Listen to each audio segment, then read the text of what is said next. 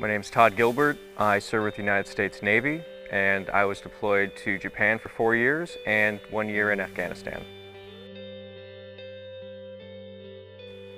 So I got my first tattoo, and I agonized over it for 2 years.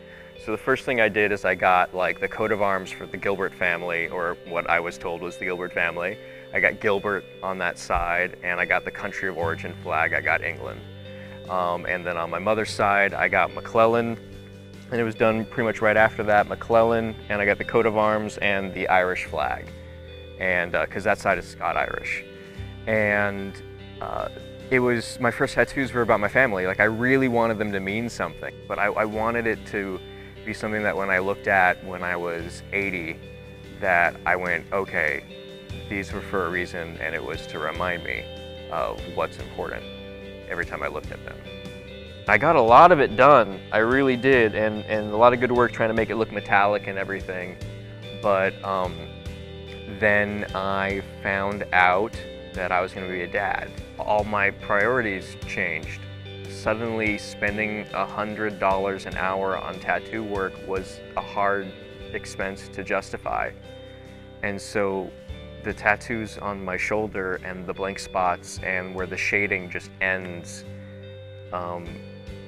is a snapshot of that moment, to the point where it means something to me now, where even if I have the money to get tattoo work, I don't know if I'll ever finish it, because just like the tattoos mean family, that means part of my family. That's my son. The fact that that's half finished.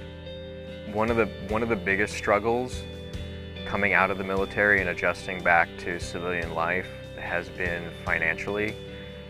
When I joined the military at age 17, all the way until I got out, I'm under the TRICARE medical system. I had no concept of how everybody else's healthcare worked. I just went to the doctor when I needed to go to the doctor, and I didn't think about it, and it didn't cost me anything. And there was always a paycheck there.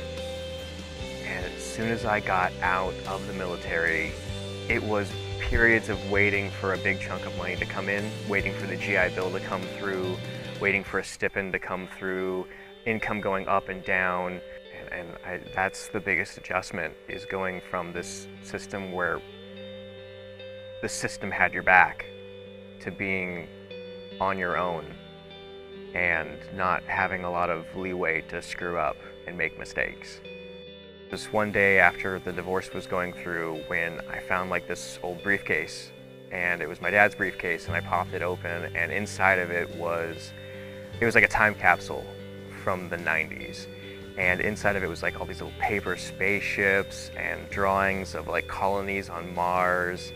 And I looked at that, and it was that moment right there that I was like, when did I tell myself I wasn't good enough to, pursue what I wanted to do when I was a kid? And it was that moment I looked into my local university, and I found out that ASU had a School of Earth and Space Exploration. I enrolled that week, and that semester I started, even as the divorce was going through, and I've never looked back. Here at GateWay, I'm doing all my math. There's a fantastic math teacher here. I took Calc twice at ASU, and they do a great job there research-wise, but I really enjoy the community colleges for my core classes, because it allows me to have a smaller class size. I'm able to have a more personal relation with the teacher and be more one-on-one. I don't have to go through a TA. And overall, I enjoy that experience. A few weeks ago, I came out to my family about my sexual orientation, and as a pansexual person, and I made a post. I wrote an essay.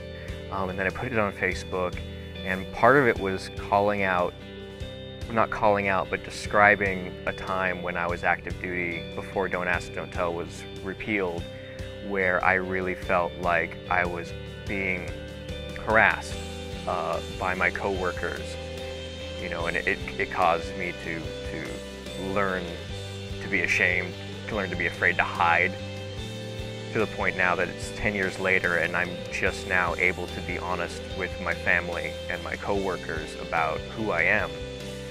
And I put that message on the Facebook wall. And a lot of these people that I served with on that ship started making posts that were very encouraging.